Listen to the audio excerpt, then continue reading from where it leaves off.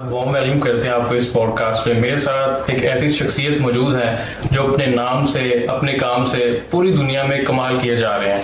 एक ऐसे लिखने वाले जिनके अल्फाज सीधा दिल में उतरते हैं और इनका कस्बे कमाल ही इनकी शनाख्त है। मैं बात कर रहा हूँ खलीलुर रहमान कमर साहब की। First of all thank you so much for your time Khalil साहब। मुझे बड़ी खुशी हुई कि आप यंगस्टर को ऊपर आने का मौका दे रहे हैं। खलील साहब, नोट गिनने से अल्फाज बुनने तक का सफर कैसा रहा है आपका? अच्छा सा। Thank you. अच्छा, पहले तो एक बात समझो, मेरे यहाँ नोट गिनना कभी भी प्राइमा फेसाई इंपॉर्टेंट इशू नहीं रहा। ना मैं नोट काम होने से किसी को गरीब मानता था। क्या? मैं हमेशा उन लोगों को गरीब मानता था जिनके पास ज़र्फ नहीं था। कम ज़र्फ होता है गरीब, इसलिए मैं कभी गरीब नहीं था। क्या? तो जिनको नोट गिनने की आदत होती है उनके अंदर हिर्स होती है, और मेरा मानना है कि आप तब तक अमीर नहीं होते जब तक आपकी हिर्स खत्म नहीं होती। तो that the important thing for me in my life was कि Allah has gifted me with so many things, तो इट इज माय ड्यूटी कि ये लोगों तक जाए। तो वो जो ऐसे what I believe the writer is a teacher of the community। अगर वो एज टीचर अपनी ड्यूटीज को डिलिजेंटली और ऑनेस्टली परफॉर्म नहीं कर रहा, फिर वो नोट गिन रहा है। क्या? तो मैंने I gave the message always when I write, first I get the message to deliver through that day, फिर मेरा कलम चलता है। पहला स्क्रिप्ट जिंदगी का कौन सा लिखा आपने? पहला स्क्रिप्ट था बिलाउन मान। There was a long play जो एनटीएम हंगामा ड्रामा हंगामा में चला था, and that was the super hit play. आपको कैसे पता चला कि आप में लिखने की सलाहियत? When I was born, I had the senses to know that there is something writing. When I had the pen first time in my hands, I knew I was a writer, and I was a gifted person. First time क्या लिखा था जब आपने pen एक शेर लिखा था, मेरे कजन की डेथ हुई थी। तो बुनियादी तौर पर पहले मैं शायर हूँ, ड्रामा निगार में महीने 2 महीने 4 महीने बाद। वो शेर था कि कुछ न रह सका जहां वीरानियां तो रह गई, वाह। कुछ न रह सका जहां वीरानियां तो रह गई, तुम चले गए तो क्या कहानियां तो रह गई। और पंजाब नहीं जाऊंगी, लंदन नहीं जाऊंगा मैं, आपका इंस्पिरेशन कौन था? इंस्पिरेशन मेरे यहाँ कोई नहीं होता, मेरे यहाँ गिफ्ट होता है, बस मैसेज होता है। There comes a message. मैं हमेशा से इस बात का दाई हूं कि मुल्क को जोड़ कर रखना है तो तमाम सूबों के लोगों को आपस में शादियां करनी चाहिए, जबान बीच में हर्डल नहीं होनी चाहिए। ये पंजाब नहीं जाऊंगी रखमान से था, फिर लंदन नहीं जाऊंगा मैं मैसेज था कि कभी लड़की की शादी उसकी मर्जी के बगैर ना करो। So these were two messages to be delivered through two films। वो देखने को एंटरटेनमेंट लगती हैं, ऐसा ही। but there is a great message in that। काफ कंगन में अखिलेश साहब आप एज अ राइटर बहुत कामयाब थे, लेकिन एज अ प्रोड्यूसर आप फ्लॉप क्यों हैं इसमें? फ्लॉप, वो फिल्म प्राइमरी साइड डिजाइन थी, उसको फ्लॉप कर दिया जाना था। वो कहाँ उसका जवाब नहीं देता, क्योंकि बहुत सारे मेरे अपने दोस्तों के नाम आते हैं। तो अभी मैं उसे नहीं करना चाहता जब तक वो आके कबूल के माफी नहीं मांग लेते। That was a plan to destroy the film। आपको पता था उन दोस्तों का? जी, मुझे पता चल गया था, बिफोर रिलीज पता चल गया था।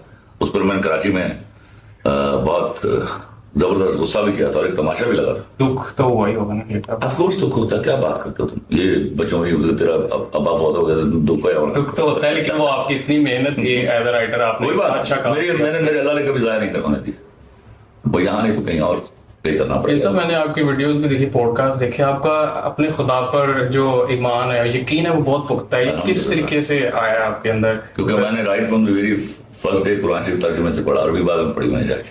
अच्छा। तो जब आप उसको पढ़ लेते हैं कुरान शरीफ को, तो फिर आपके सामने ये इस्तेमाल बाकी नहीं रह जाते। कोई ऐसी कहानी है आपके पास लिखने की जो आप कोई प्लान नहीं करता, वो आता है, मैं मुंशी की तरह लिख देता। तो कभी कलम रुका है लिखते वक्त? हाँ, रुका भी है। जब खफा हो जाता है, चावल मार देता हूँ मैं, खफा हो जाता है तो ब्लॉकेज आ जाती है, फिर माफी मांगता हूँ उससे। फिर मनाते हैं आप? मान जाता है जल्दी। कैसे कनेक्शन लगते हैं आपको अल्लाह के साथ? एक बड़ा I love that. जब ब्लॉकेज आती तो इसमाया कि लो जी पाजी नाराज हो गए। आपसे ना थोड़ी सी बड़ी रूहानियत वाली थोड़ी सी फीलिंग आती है, जैसा कि आपका अटैचमेंट अल्लाह के साथ इस तरीके से हो जैसे वो आपको भेज रहे हैं, आप चीजें डिलीवर कर रहे हैं उस हवाले से। अल्हम्दुलिल्लाह, the same is the thing, Teddy. लोग किस तरीके से फिर सा फिर अपने रब के करीब हो सकते हैं? अगर आप पहले तो मैं आपको सीधा बोलता हूँ, आप कराची को तर्जुमे के साथ पढ़िए 10 दफा 20 दफा 100 दफा, आपकी कली खुल जाएगी। आपके अंदर जो छुपे हुए राज हैं उनकी कली खुल जाएगी, सवालों के जवाब मिलने शुरू हो जाएंगे। फिर आपको किसी से डर नहीं होगा और कोई बेएतबारी नहीं होगी अपने परवरदिगार पर। फिर आप खाली खाली नहीं कहेंगे कि अल्लाह है ना मेरे साथ, फिर आपको बिलीव होगा वो साथ है। सब आपने वो, मैं आपका पॉडकास्ट देख रहा था कि 1997 में आप मूवी को लिख रहे थे, आपके पास पैसे खत्म हो गए, आपके भाई आए और उन्होंने बताया कि पैसे खत्म हो गए, हम कल की शूटिंग की मेरा छोटा भाई, आप शेयर करना चाहें प्लीज? हाँ, वो एक बात क्या था कि फिल्म का बजट था 50 लाख का, 1997 की बात है। 1997 का। उस्मान की ने मुझे कहा कि 50 लाख में फिल्म का बजट बढ़ गया, आई प्रोवाइडेड 55 लाख। फिल्म अभी 70-80% कंप्लीट हुई थी। ठीक है। तो मैं आया शूटिंग पैकअप करके, पैसे मेरे भाइयों के थ्रू इस्तेमाल होते थे, मैं I use not to carry money with me, you know. तो उस वक्त हम भाई सारे इकट्ठे रहते थे। तो मेरा छोटा भाई आया मेरे पास, मैं आके लेट गया, सो गया। अगले दिन 2 बजे शूटिंग थी, तो आके मुझे बोलता है कि दरवाजा खटखटाया गया। मैंने पूछा कौन है? तो मैं हूँ। क्या है? मैंने कहता भाजी पैसे खत्म हो गए हैं, सवेरे शूटिंग है, की करना है? मैं कहता तो फिल्म शूट की थी, पैसे ऐसा क्या आगे सर ना आ जाएंगे, नहीं तो कोई गल नहीं, उधार कर लांगे। अन्नी कैश से की फिल्म। कहना भाजी पैसे ऐसे तो यूज करते तो किसी ने उधार नहीं करना। तो मैंने कहा तू अल्लाह पे भरोसा रख, हो जाएगा कुछ ना कुछ। मैं इसको डांट के भेज दिया। अब मैं सोया और रात को 2 बजे दरवाजा खटखटाया गया। फिर मैंने पूछा कौन? मैं उसको समझ नहीं आ रही, मैं तो नींद नहीं आ रही, तो किस आ रही नींद? इस बात पर मैं बहुत गुस्से में आया, बहुत डांटा उसको मैं ट्रस्ट अल्लाह, इंशाल्लाह मेरा परवरदिगार कुछ न कुछ करेगा। डांट के सर हिलाता हुआ, सर मारता हुआ चला गया। मैं सो गया। सुबह मुझे 6:30 बजे मेरी बीवी ने जगाया कि 6:30 बजे मेरे उठने का टाइम नहीं था, मैं उठता था 12 बजे करीब। तो शब्बीर आया है। मैंने कहा 6:30 बजे से 6:30 पौने 7 का वक्त। मैं उठ के बोलने लग गया। वो शबीर मुझे लड़का था जो हांगकांग में मिला था, कभी मैं गया था। बाद में वो आया मेरे पास, मेरे ऑफिस में असिस्टेंट रहा, हुई दोस्त साल 1.5 साल सॉर्ट ऑफ दोस्त।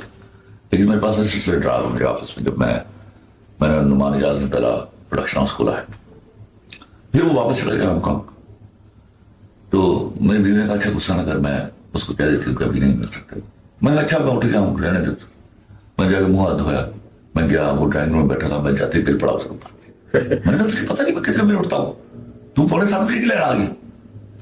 कहते सारा मेरी फ्लाइट थी 2 बजे थी हांगकांग की, मेरे को यही टाइम से कि मैं आ जाऊँ, सॉरी।